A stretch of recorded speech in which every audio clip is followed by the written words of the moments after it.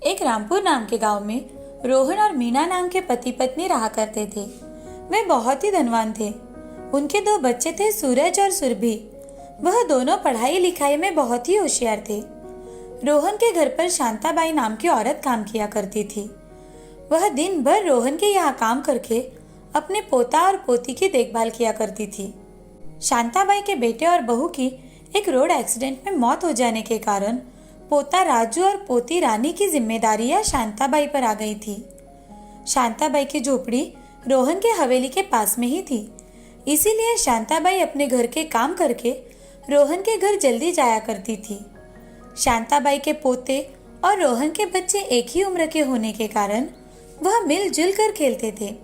एक दिन रोहन कंपनी में जा रहा था, तभी मीना, मैं ऑफिस के लिए निकल रहा हूँ। ये लीजिए आपका टिफिन। बच्चों, पापा को बाय बोलो। Bye papa. Bye papa. Bye bye. ऐसा कहकर सूरज और सुरभि खेलने के लिए बाहर चले जाते हैं। दोनों बच्चे बाहर जाकर राजू और रानी के साथ खेलने लगे। तभी रोहन अपने कार से ऑफिस के लिए निकलता है तो देखता है कि सूरज और सुरभि नौकरानी के पोतों के साथ खेल रहे हैं। ये देख, इन दोनों को घर आकर समझाना ही पड़ेगा। किसी भी गवार लोगों के साथ खेलते हैं। ऐसा कहकर रोहन गाड़ी लेकर निकल जाता है। तभी चारों बच्चे आंगन में खेल रहे थे। कुछ समय बाद स्कूल का टाइम हो जाने के कारण सूरज और सुरभि घर में चले जाते हैं और राजू रानी भी सरकारी स्कूल में जाने की तैयारी करते हैं। तभी रानी राजू से, भैया, सुरभि के पास कितने अच्छे स्कूल के कपड़े हैं और हमारे पास पिछले साल के कपड़े हैं। रानी, अभी हमें स्कूल में जाना और पढ़ाई करना बहुत जरूरी है। कपड़े कभी भी लिए जा सकते हैं और हमारी दादी हमारे लिए कितनी मेहनत करती है देखो, तो हमें उनके लिए अच्छी पढ़ाई करनी होगी, समझी? हाँ भैया। ऐसा कहकर राजू और रानी स्कूल में चले जाते हैं। शाम के समय हवेली में रोहन अपने बच्चों को अपने पास बुलाता है और उनसे, देखो बच्चों, हमारा घर कितना बड़ा है और तुम्हें जो चाहिए वो सारे खिलौने भी हमारे घर में हैं। हाँ पिताजी, हमारे घर में बहुत सारे खिलौने हैं। तो फिर तुम दोनों उस नौकरानी के बच्चों के साथ क्यों खेलते हो? पापा, राजू और रानी हमारे बहुत अच्छे दोस्त हैं। वो दोनों हमारे लिए कुछ भी कर सकते हैं, इसीलिए हम उनके साथ खेलते हैं। हाँ पापा, वो दोनों बहुत अच्छे हैं। सूरज, सुरभि, आइंदा तुम उन भिखारियों के साथ अगर खेलते हुए दिखाई दिए तो मुझसे बुरा कोई नहीं होगा, समझे? जाओ, अब पढ़ाई करो। दोनों बच्चे रोते हुए अपनी माँ के पास गए। तभी मीना बच्चों से, अरे बच्चों, क्यों रो रहे हो? क्या हुआ? माँ, पिताजी ने हमें डांटा।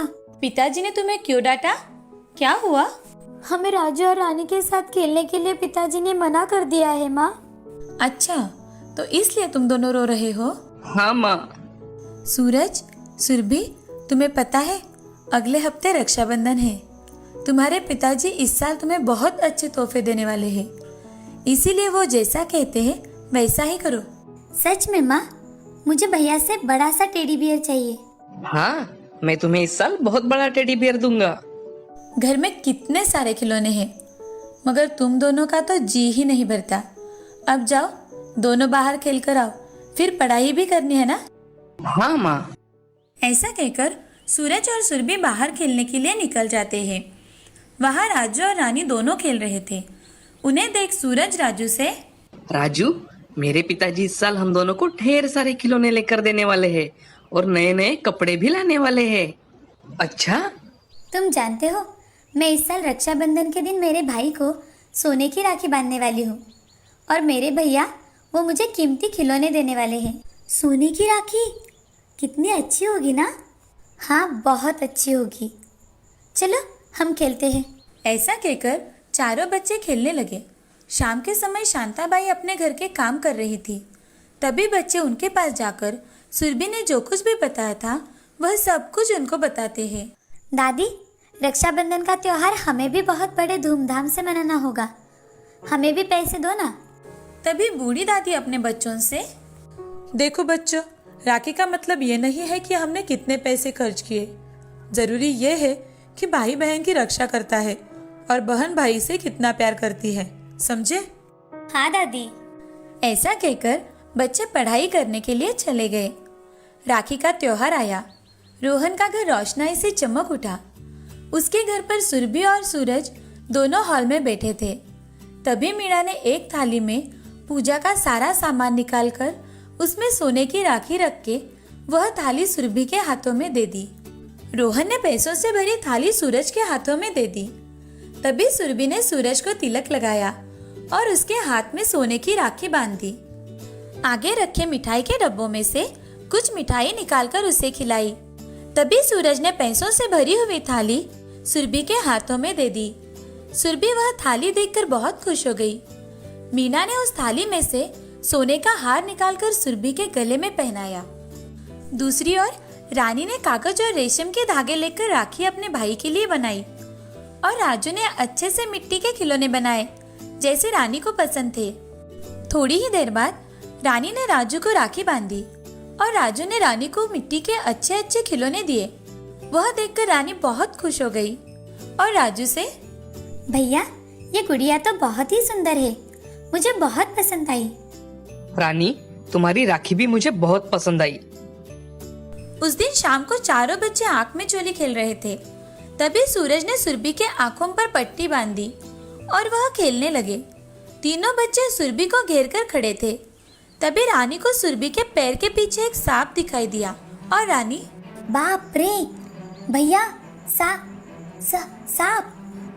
सुरभि की आंखों पर पट्टी बंधी होने के कारण उसे कुछ भी दिखाई नहीं दे रहा था और सूरज, वो तो डर के मारे घर के अंदर भाग गया।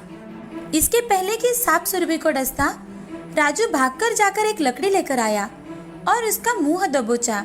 तभी रानी ने सुरभि का हाथ पकड़ा और उसे अपनी ओर खींच लिया और उसके आंखों पर से पट्टी निकाल दी। राजू ने उस लकड़ी पर सांप पकड़कर उसे दूर जाकर फेंका। तभी घर से रोहन और मीना बच्चों का शोर सुनकर बाहर आए। देखा तो राजू ने सांप को दूर फेंका था। यह देखकर रोहन को अपने गलती का एहसास हो गया और रोहन राजू से, मुझे माफ कर दो बेटा, मैंने तुम्हें बहुत गलत समझा। मैंने ही सूरज और सुरभि से कहा था कि तुम्हारे साथ ना खेले और तुमने ही मेरे बेटी की जान बचाई। साहब, सुरभि भी तो मेरी बहन है। मेरी दादी ने कहा था कि रक्षाबंधन का मतलब है कि भाई अपनी बहन की रक्षा करता है, इसलिए मैंने इतना साहस किया। मैं मेरी बहन की हमेशा रक्षा करूंगा। राजू की बातें सुनकर रोहन अपने विचारों से शर्मिंदा हो गया और मीना ने बच्चों से, बेटे तुम्हारी दादी ने सच कहा था, चलो अंदर आओ, सुरभि तुम्हें राखी बांधेगी, आओ। ऐसा कहकर वो सब घर के अंदर चले गए और सुरभि ने राजू को राखी बांधी। तभी राजू ने सुरभि से, सुरभि, मैंने रानी के साथ साथ तुम्हारे लिए भी मिट्टी के खिलौने बनाए थे। ऐसा कहकर राजू ने सुरभि को मिट्टी के खिलौने दिए। तभी रानी सूरज से, सूरज भैया, मैंने भी आपके लिए अपने हाथों से राखी बनाई है। रानी ने ऐसा कहकर सूरज के हाथों में राखी बांध दी और रोहन घर के अंदर जाकर एक थाली में कुछ पैसे और कुछ सोने के सिक्के डालकर लाया। वह थाली रानी को देते हुए, बेटी, ये सूरज की ओर से तुम्हारे लिए। तुम दोनों ने आज मेरी बेटी की जान बचाई है। मैं तुम्हारे लिए कितना भी करूं कम है, इसलिए मना मत करना बेटा। थैंक यू चाचा जी। ऐसा कहकर राजू और रानी रोहन और मीना के पैर छूते हैं और थोड़ी ही देर बाद अपने घर चले जाते हैं। अब वह चारों एक साथ खुशी खुशी खेलते थे और अपना जीवन मजे से व्यतीत किया करते थे। इस कहानी से हमें यह सीख मिलती है कि जिंदगी में हमेशा अपने विचार अच्छे रखो और दूसरों की निस्वार्थ भाव से मदद करो।